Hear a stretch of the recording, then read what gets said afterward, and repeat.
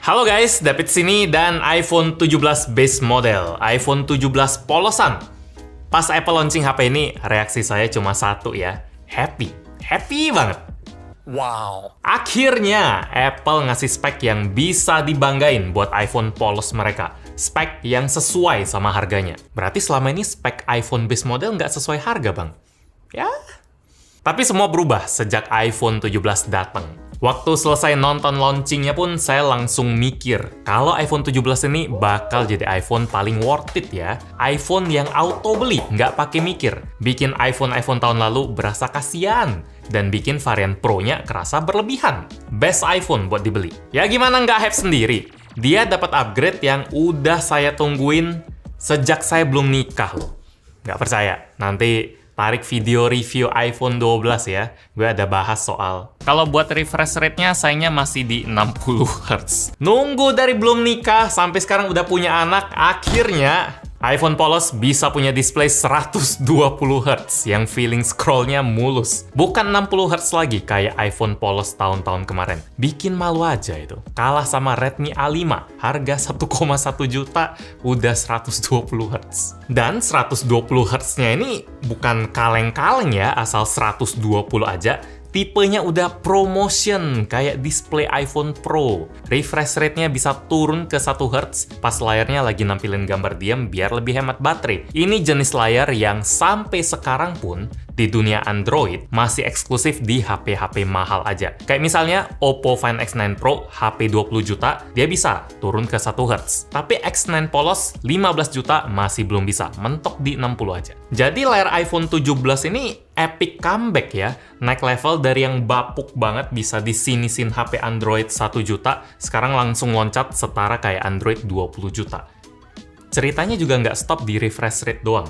Coating layarnya juga, ini asik. Dia udah pakai lapisan anti refleksi buat ngurangin pantulan cahaya, biar isi layarnya lebih jelas, nggak keganggu bayangan. Ini mahal loh. Buat konteks, Samsung juga pakein coating yang sama buat kaca HP mahal mereka, Galaxy S25 Ultra. Tapi tidak buat HP paling mahalnya. Ini baru mahal doang. Kalau paling mahalnya, ini ada Samsung Galaxy Z Fold 7, dia nggak dikasih. Kalau mau bikin layar fold-nya kayak S25 Ultra, silakan beli anti gores yang anti refleksi lagi. Waktu itu saya ada keluhin di video reviewnya. Soal coating ini agak mengejutkan ya, karena nggak ada yang minta atau protes ke Apple loh. Promotion aja udah happy, tapi mereka tetap kasih ke iPhone 17. Big W banget. Masih ada lagi nih soal display. Belum selesai, udah kayak HP yang beda banget. Bezelnya udah di-press jadi lebih tipis lagi ala iPhone Pro. Jadi walaupun ukuran body iPhone 17 tetap kecil mirip iPhone 16 kemarin, tapi layarnya bisa lebih gede 0,2 inci, jadi 6,3 inci. Brightness-nya juga udah sama kayak spek iPhone Pro di 3000 nits, kaca ceramic shield 2. Resolusi tinggi di 460 ppi.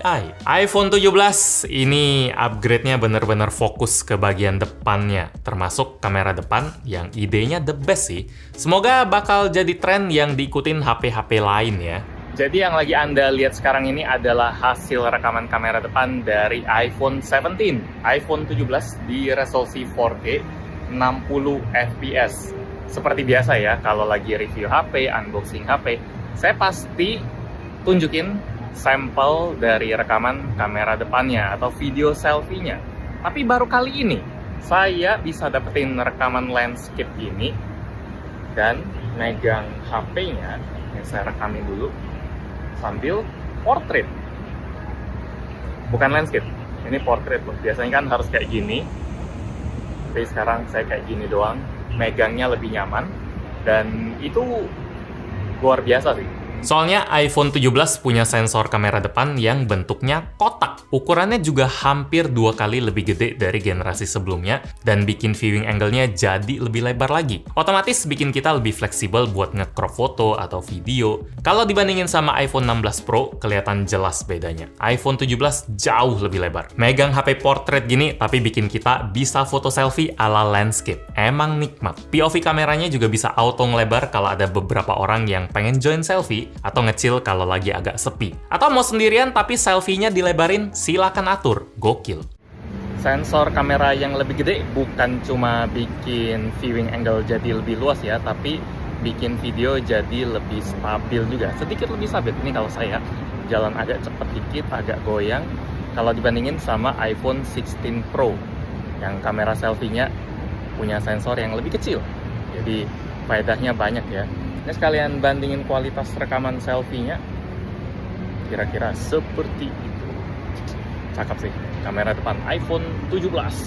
Buat kamera belakangnya sendiri, ini tetap ngebedain iPhone 17 Plus sama seri Pro ya. Dia pakai dua kamera aja, yang di atas ultrawide 48 megapiksel, yang bawah wide 48 megapiksel juga. Kualitas fotonya sendiri buat saya tetap sama-sama aja sih kayak iPhone kemarin. Warnanya tetap khas, kelihatan minim editan alias natural aja. Dari warna, detail, nggak dilebih-lebihin atau ditajem-tajemin kayak ada bantuan AI gitu, nggak. Foto dari kamera iPhone kerasa yakin sama kualitas hardware-nya yang emang kelas atas. Dynamic range-nya luas, buat foto yang banyak nantangin matahari gini, langitnya masih kelihatan cerah dan objek-objek di bawahnya masih kelihatan jelas. Semua bisa dijaga balance, mau kamera wide, ultra wide, konsisten. Buat saya, kurangnya kamera HP ini bakal berasa kalau kita motretnya di low light pakai kamera ultra wide. Bedanya lumayan kelihatan ya kalau kita bandingin sama kamera utamanya.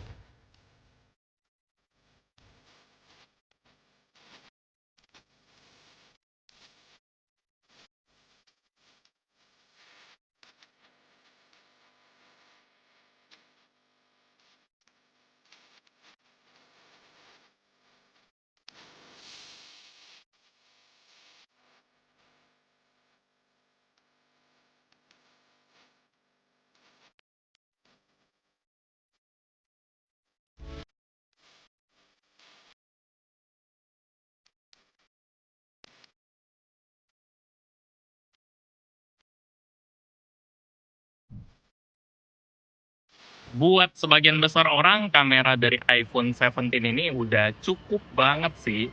Dia emang nggak punya kamera telefoto khusus, ini saya geser dikit. Dia nggak punya kamera zoom khusus, jadi kalau saya zoom 2 kali gini, dia sistemnya digital zoom, pakai sensor kamera utama aja. Jadi kalau tajam-tajaman pasti kalah dari yang Pro atau yang punya kamera zoom beneran. Tapi zoom in zoom out yang mulus gini udah bikin banyak orang puas sih. Kita ultra wide 1 kali, 2 kali, 1 kali lagi bisa mulus gitu. Emang sampai sekarang masih iPhone yang kuat banget. Itu mungkin lebih dipeduliin orang. HP ini yang base model juga nggak punya rekaman ProRes, jadi kalau mau warna-warnain gambar, video kurang fleksibel. Nggak bisa rekam 4K 120 fps juga. Pasnya yang mana ya? Nggak bisa di tengah lagi. Bisanya di pojokan aja. Ini saya lagi coba sekalian fitur dual capture-nya, jadi kamera depan bisa sekalian ngerekam pas kita ngerekam kamera belakang. Bisa dua-duanya lah, ngomongnya agak kebelit-belit. Itu fitur baru, cuma sayangnya nggak kayak Android ya, yang kita bisa layar yang gedenya nampilin kamera utama, sementara yang layar yang di pojokan kecil ini kamera belakangnya nggak bisa di switch kayak gitu. Di iPhone dia masih maksain kita pakai kayak gini aja, cuma bisa geser-geser aja.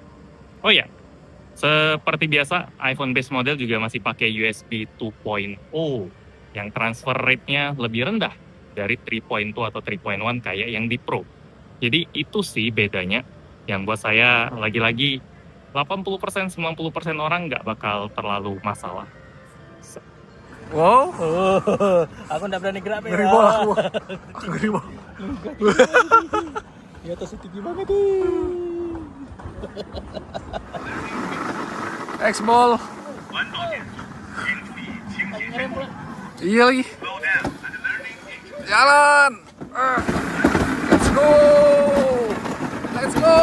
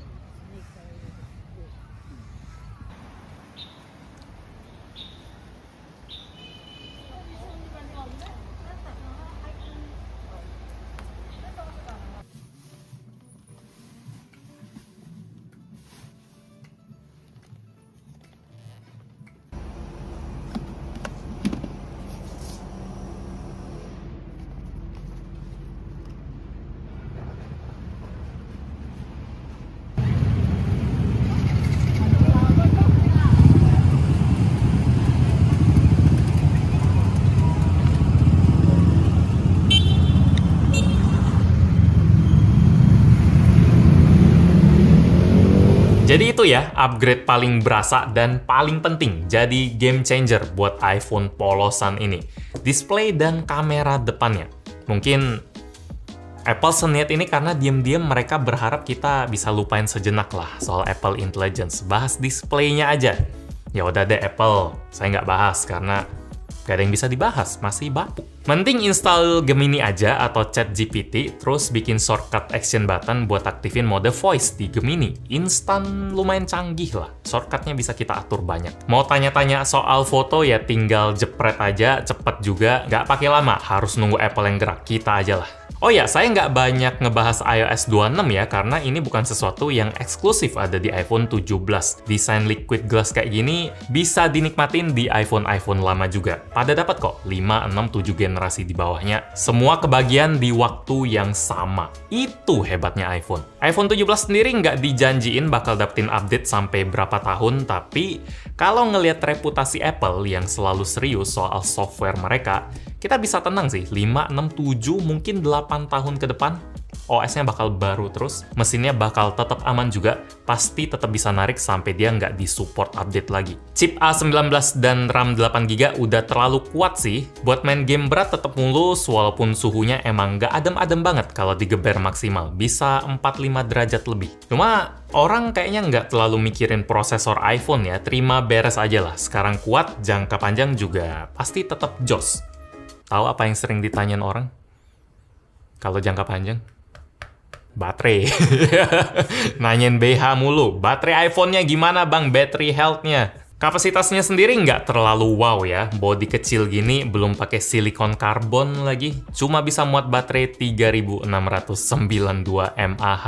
Selama 3 bulan dipakai Kevin buat harian, saya nitip iPhone 17 ini ke dia. Testimoninya simple sih. Kalau dipakai di hari kerja, banyak di studio, indoor, koneksi WiFi, aman. iPhone 17 pasti tahan seharian. Mulai dari 80% pun masih nyisa. Tapi kalau udah disuruh keluar, banyak pakai sinyal seluler, hasilnya nggak konsisten, kadang hemat, kadang boros. Misalnya buat buka Google Maps sekitar 50 menitan, baterainya ngurang 13%. Itu lumayan hemat lah buat HP sekecil ini. Tapi pas pakai nonton YouTube, di low power mode 40 menit, ngurangnya 12%, boros. Terus streaming Apple Music, layarnya mati selama sejam, ngurangnya 9%, layarnya mati loh ya. Jadi kalau udah dipakai ke outdoor, sinyal seluler, mending siapin power bank atau bawa charger. Lumayan, sekarang ngecasnya bisa up to 40 watt kalau chargernya support. Colok 20 menitan udah masuk sekitar 50%, ngebut sih. Terus lanjut ke bagian desain yang kelihatan mirip ya kayak iPhone 16. Dari model kameranya ada 2 numpuk ke bawah, ukuran bodi juga mirip walaupun layar iPhone 17 lebih gede. Kamera button, action button, bahan aluminium, semua sama. Kalau Anda pengen orang lain tahu kalau iPhone yang Anda pegang itu versi baru yang 17, pilih warna sage ijo-ijo gini atau lavender yang ungu aja. Di iPhone 16 nggak ada soalnya. Atau orang lain nggak perlu lihat warna HP Anda sih. Mereka bakal tahu kalau Anda lagi pakai iPhone 17 karena senyum Anda itu lebih lebar. Bangga, karena Anda udah milih iPhone paling worth it buat sekarang. Bahkan lebih worth it dari varian Pro yang oren-oren yang lebih mahal 6 jutaan itu. Ini yang punya pembeli yang bijak loh. Ini juga jadi bukti buat Apple. Kalau mereka mau kasih good deal, bisa loh. Kemarin udah ada Mac Mini, kali ini ada iPhone 17 yang upgrade total di display. Kameranya inovatif buat bagian depan, terus bagian lain kayak prosesor, OS, tetap handal juga. Yang disayangin dari iPhone, tetap ada, tetap kuat, solid. Dan terakhir, yang nggak habis pikir, bahkan Apple juga berani naikin standar storage memorinya tanpa naikin harga. Kalau di iPhone 16 kemarin, varian paling bawahnya yang 128, itu harganya $799. Di iPhone 17 ini, varian paling bawahnya langsung 256GB, harga juga $799. Tim Cook entah mimpi apa, karena jatuhnya iPhone 17 ini turun harga loh. Kemarin $799 dapat 128, sekarang $799 dapat 256. Nggak bisa berkata-kata lagi sih. Itu benar-benar ngunci soal iPhone 17 nih sangat-sangat worth it.